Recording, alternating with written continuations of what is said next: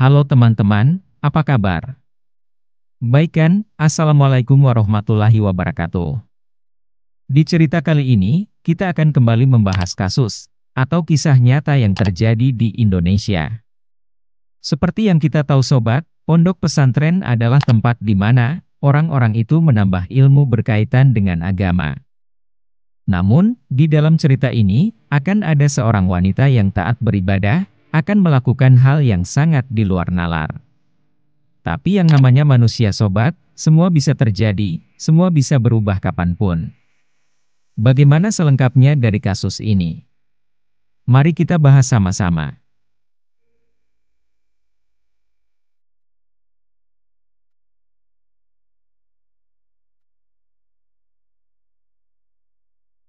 Sebelum kita mulai videonya, seperti biasa, jangan lupa untuk subscribe, like dan share.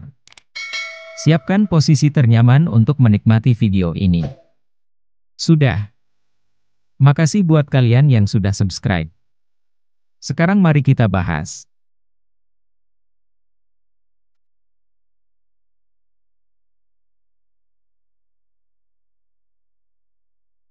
Jadi, di sebuah daerah bernama Pulau Sebatik, Kabupaten Nunukan, Kalimantan Utara, ada seorang wanita cantik bernama Adelina, yang sudah berusia 24 tahun. Di usianya itu, Adelina sudah berpesantren yang berada di Nunukan, yang pada saat tersebut dia sebentar lagi ingin menjadi seorang ustazah. Namun sobat, informasi mengenai nama keluarga kerabat Adelina, sayangnya tidak dipublikasikan. Akan tetapi yang jelas, Adelina ini memiliki keluarga harmonis, kemudian tinggal di sebuah rumah cukup sederhana. Di mata para warga sobat, dan orang-orang mengenal Adelina, dia ini dikenal sebagai anak yang baik, sosoknya sangat aktif dan ceria. Jelas hal tersebut membuat orang-orang sekitarnya senang kepada Adelina. Bahkan teman-teman sebayanya pun juga senang berbicara dengan Adelina. Apalagi Adelina ini juga anaknya cerdas dalam berbagai mata pelajaran. Jadinya sobat, tidak jarang teman-temannya dan para guru itu mengharapkan Adelina untuk menjadi seorang ustazah ke depannya. Bisa dibilang, ia sudah menjadi kandidat yang pas untuk menjadi calon ustazah selanjutnya. Menurut guru-guru di pesantrennya pun, Adelina ini seorang yang memiliki potensi serta prestasi yang baik. Yang mana sobat, Adelina juga sering sekali dipuji karena kepintarannya dalam menguasai setiap pelajaran yang diberikan oleh senior-seniornya di sekolah. Bisa dikatakan, didikan keagamaan yang diajarkan oleh kedua orang tuanya di rumah membuat Adelina ketika di pesantren dapat menerapkan pelajaran tersebut untuk kehidupan dan aktivitas sehari-harinya. Yang mana, membuat Adelina biasa menghafal beberapa juz Al-Quran dengan mudah. Para ustaz saja, banyak mengagumi hafalan dari Adelina tersebut. Dan dari sini, bisa kita simpulkan bahwa, betapa bangganya kedua orang tuanya dikaruniai anak seperti Adelina. Namun meskipun demikian, dia juga punya semangat menyebarkan ilmu agama tidak pudar di dalam dirinya. Terkadang juga Adelina membimbing santri-santri dengan ilmu yang dia miliki dengan penuh sabar. Yang mana hal ini, sejak kecil sobat, Adelina tersebut sampai memiliki cita-cita, pas sekali ingin menjadi seorang ustazah. Atas bekal yang ditanamkan dari orang tuanya juga, atau lantaran usaha belajarnya yang begitu giat dengan ilmu agama, akhirnya mimpi dari seorang Adelina untuk menjadi ustazah, sedikit lagi terwujud. Entah sejak usia berapa, namun yang jelas, di saat usianya menginjak 24 tahun, semangat dalam menambah ilmu agama, setiap hari makin rajin. Tapi walaupun demikian, di luar kegiatannya menuntut ilmu, Adelina ini juga tidak jarang bersama teman-temannya yang bernama Putri, bermain di sebuah lokasi pekarangan pesantren. Dan setiap kali Adelina ini ingin bermain, dia selalu diingatkan kepada para ustaznya. Dan para senior berpesan agar tidak pergi bermain keluar dari pesantren.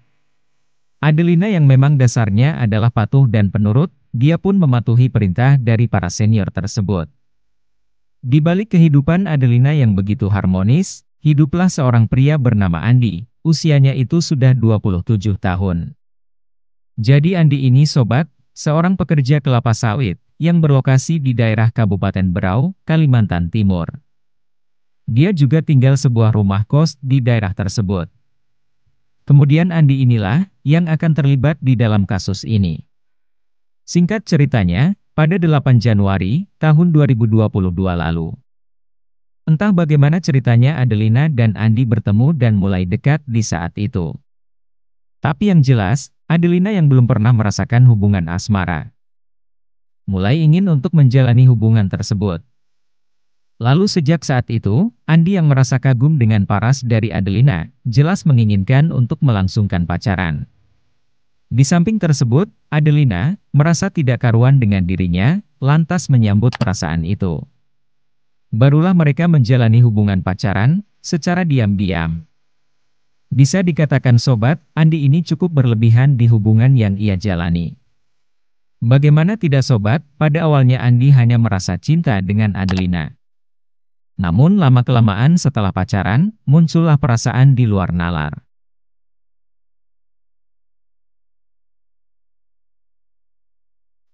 Ya, perasaan aneh tersebut adalah perasaan berniat bercocok tanam. Adelina yang diminta kegiatan di luar nalar itu, pada awalnya sempat tidak mengiyakan.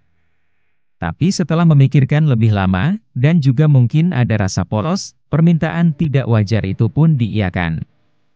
Mereka pun mulai merencanakan kapan, dan di mana dia akan melakukannya.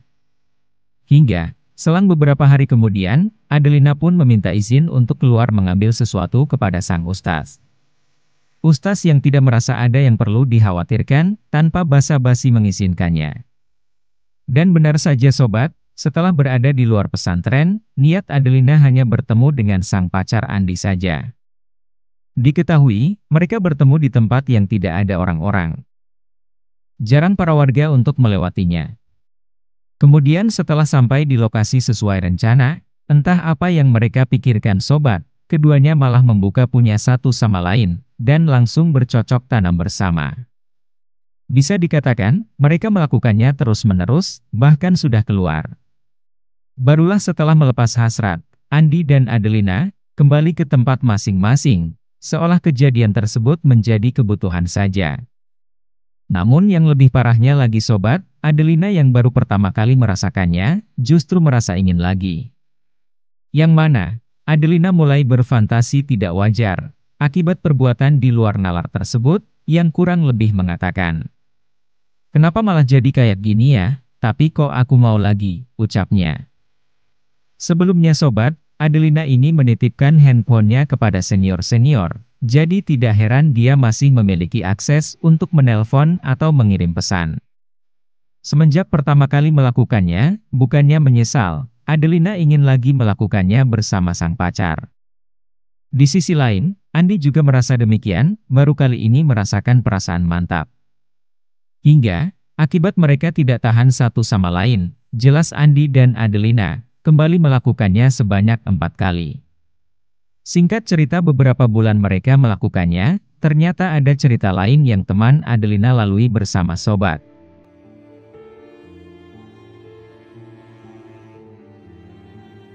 Adelina belajar di desa Sebakis di rumah teman perempuannya bernama Putri, karena sinyal internet lebih stabil ketimbang di pesantrennya di Sebatik. Selama itu, Adelina pulang pergi dari Sebatik ke Sebakis untuk belajar bersama secara online dengan Putri. Rentang waktu tersebut, Putri sering penasaran siapa pria yang Adelina sering dia telepon. Karena penasaran, dia pun ikut berkenalan dengan teman Andi yang bernama Jusman. Mereka saling bertukar nomor ponsel, berbalas pesan, dan akhirnya menjalin hubungan asmara. Sama halnya dengan Adelina, ternyata Putri juga melakukan hubungan kelewat batas bersama Jusman, sebanyak 4 kali. Akibat rutin melakukan perbuatan tersebut, Adelina pun mengandung. Karena merasa panik di kondisi itu, melalui ponsel, keduanya merencanakan lari dan meminta temannya Putri untuk menjemputnya di pesantren dengan alasan hendak ikut pemeriksaan. Pada akhirnya, baik Adelina maupun Putri memutuskan pergi ke Kabupaten Berau dengan kekasih masing-masing. Adelina bersama kekasihnya bernama Andi, sementara sang teman bersama pacarnya bernama Jusman yang merupakan teman kerja Andi di perkebunan kelapa sawit. Singkat cerita, pihak pondok pesantren yang melihat ada santriwatinya pulang tidak ada kabar, lantas melaporkan kejadian tersebut. Petugas polisi dengan cepatnya berhasil mengamankan mereka tanpa perlawanan yang berada di Kabupaten Berau, Kalimantan Timur. Adelina dan Putri mengaku mereka lari karena khawatir keadaan dia sedang mengandung, sedangkan Putri hanya ikut saja, walaupun dia juga telah melakukannya sebanyak 4 kali dan belum terjadi. Akibat perbuatan yang dilakukan Andi dan Jusman, mereka pun divonis 15 tahun penjara, serta denda 5 miliar rupiah.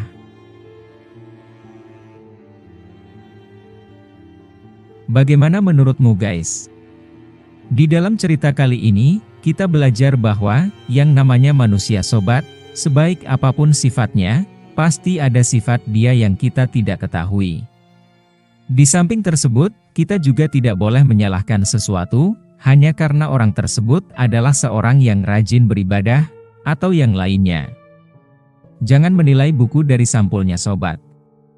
Dan seperti biasa, setiap perbuatan tidak baik, akan mendapatkan hasil yang tidak baik juga, bahkan bisa lebih buruk. Biarlah kisah ini menjadi pembelajaran bagi kita semua.